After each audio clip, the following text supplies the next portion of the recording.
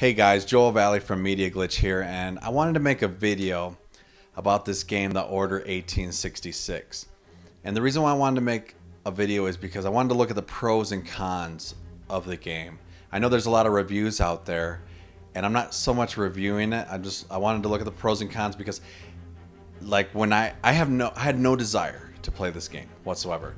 I seen the trailer, and the only thing attractive to me was the werewolf aspect. But I don't like period pieces. I didn't like the look of the game, so I just was not interested. But when the reviews came out, and they were so, like, some people loved it and some people hated it, I had to kind of play it and find out for myself. So that's all we're gonna do. Look at the pros and the cons, and I want to know what you guys thought of this game. What were the pros that you thought and the cons that you thought, if I missed any? And maybe you guys think I'm completely nuts. So let's dive into it, huh? Pro, the graphics. The graphics are some of the best I've ever seen. At first I was a little underwhelmed because all the reviews I had read, it was like the graphics, how awesome they are. But when I started playing, I was a little underwhelmed because this game wants to be a movie so bad that it puts this filter on it, and it really does the game a disservice.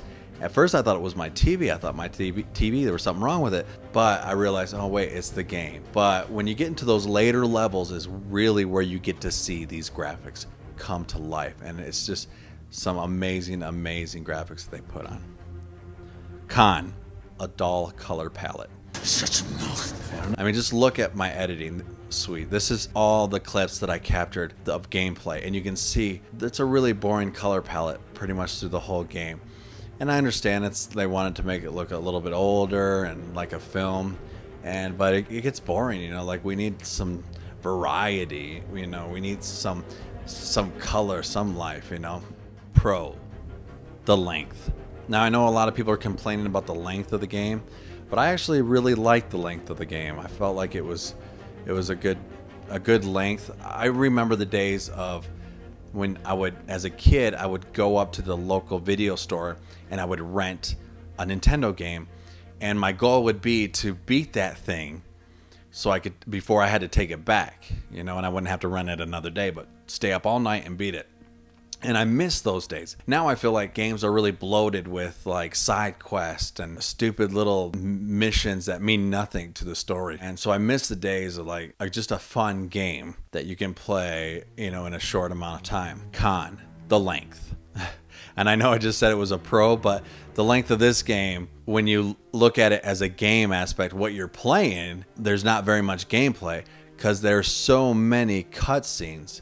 And I'm the guy who likes cutscenes normally, but there's so many cutscenes that it takes up a lot of the game. Like, the game is not very long to begin with, and when you fill that with cutscenes, I mean, you don't really have a really solid game at the bottom of all this. So the length is definitely a con here. Pro, great controls. I loved the cover mechanics. I loved how smooth it was. He felt like a real person. He could only jump as high as a human could jump in real life, and when he falls, there's a weight to him. I love the controls in this game. Con, it's a werewolf game with hardly any werewolves in it. Now, this is probably my biggest complaint of the game because the werewolf aspect was the only thing that was attractive to me about this game, and you seriously fight werewolves maybe 4 times in the whole game, and the rest of the time is spent killing these humans, these rebels, and, like, who cares? And they all look the same. I don't know, it just bugged me to no end that this is supposed to be a werewolf game and there's hardly any werewolves in it. So I'm hoping Bloodborne is going to have more than this. Pro, the game is fun. I actually found myself having a good time, but after the first act.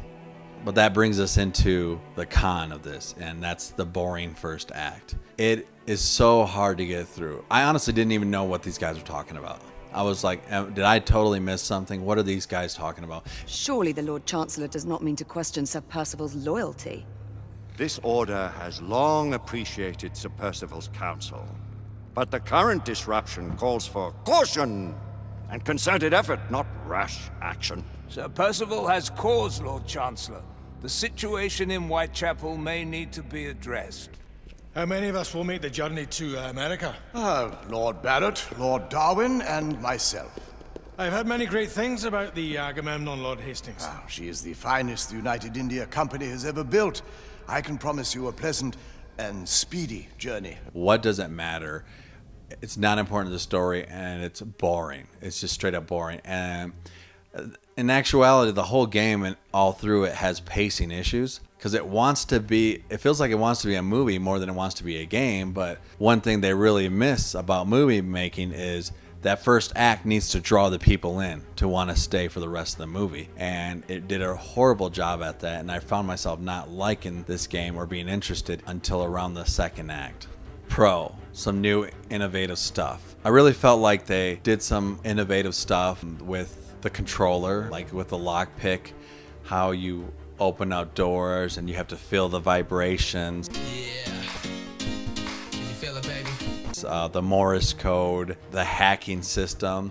And, you know, there's not very much innovation here, but there is some, and I can see it helping us in the future. Con, unnecessary stuff. I have no idea what this is. It's some mode you can go into. I never used it the whole game. In fact, what you're seeing here, I did it by accident. I kind of remember in the beginning them saying something about it, but it wasn't until the end where I like accidentally used it, and then I was like, I don't even know what this is. I don't even know how to use it, and it was unnecessary. As well as the pictures and the things that you collect, the sound things. It's like, why? There's no reason. There's no trophy. Well, there's trophies that you can unlock if you get them all, but it adds nothing to the story. I don't even. Why am I looking at this stuff? It's just unnecessary, and it doesn't need to be there. Pro, great acting. I really feel like the PS4 has a couple of games that really show off voice talent. I think Infamous Son is one of those, and this is definitely one of those as well, where you can really see the character that these people are portraying, and it's just top-notch stuff. Con, stupid characters and bad AI. My teammates or whoever I was fighting with didn't know what they were doing. There were times like we were just surrounded by guys and they're hitting walls. It was just they're just dumb. And then the characters, the people, like there might be great acting, but if I don't care about the people, what's the sense of it? I'm not interested in any of these people here. The main character, why doesn't he just say what's going on to anybody in this game? It's like anytime he has a chance to say something to somebody about, hey, didn't you know, like, there's this whole thing going on behind closed doors, and I don't want to ruin story elements, but he literally tells nobody. You're playing the game and you get so frustrated. Please, just tell someone. Just tell, even if they don't believe you, at least you plant the seed in their head, for crying out loud. Whatever it is, for God's sake, tell me. Not this time, is he?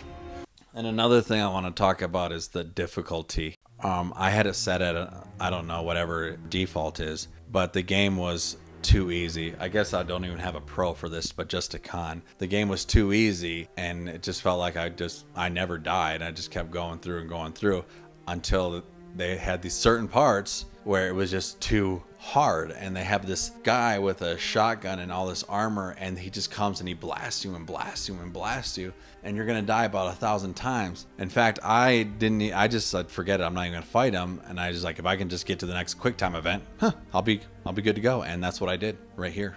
See, boom, done. On to the next thing.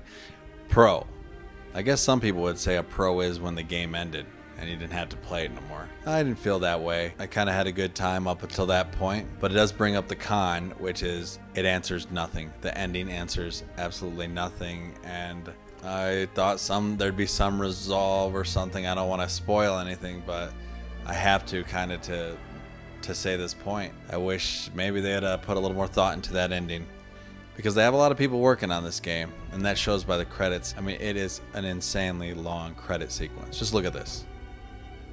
All those people, and no one could think of a better way to end it, you know, to help just even a hook to get me into the sequel that is obviously coming, because they tease it in between the credits. So with all that being said, I can appreciate all the hard work the developers put into this game, and it really is a piece of art.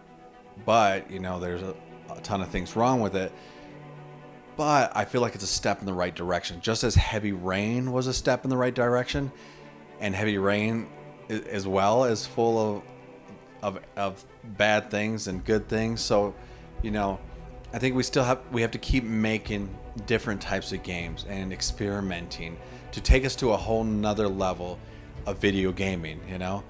And we've had games like that in the past that brought us to here, you know. I mean, some of those N64 games and PlayStation 1 games, they look awful and they control awful, but they got us to where we are today. And I think that is the purpose for the Order 1866. The purpose is to get us to another level, and I think it's doing its job well at that. So I'm excited to see what this next gen has for us, or current gen, I guess you could say now. So let me know what you guys think in the comments section. Did you like the game? Did you not like it? Do you think it's a good step in the right direction? Just let me know. And thank you so much for watching. The subscribers are going up. We're almost to 1,000. I think we got another 100 more or so. So thank you so much for all you guys who are subscribing and watching us each week. Or man, we put up a lot of episodes lately. So, and thank you if you're watching at home on TV. Thank you so much. I would love to hear from you guys. Please go to our YouTube channel, subscribe, and comment so we know that you're watching on TV. I see a lot of you guys out on the streets, and I really appreciate the hellos and stuff. So thank you so much. Don't forget, like, comment, subscribe. We couldn't do this show without you guys. We love you guys so much, and that's from the bottom of my heart, for real. So thank you guys. Thank you, and we'll see you again. Bye.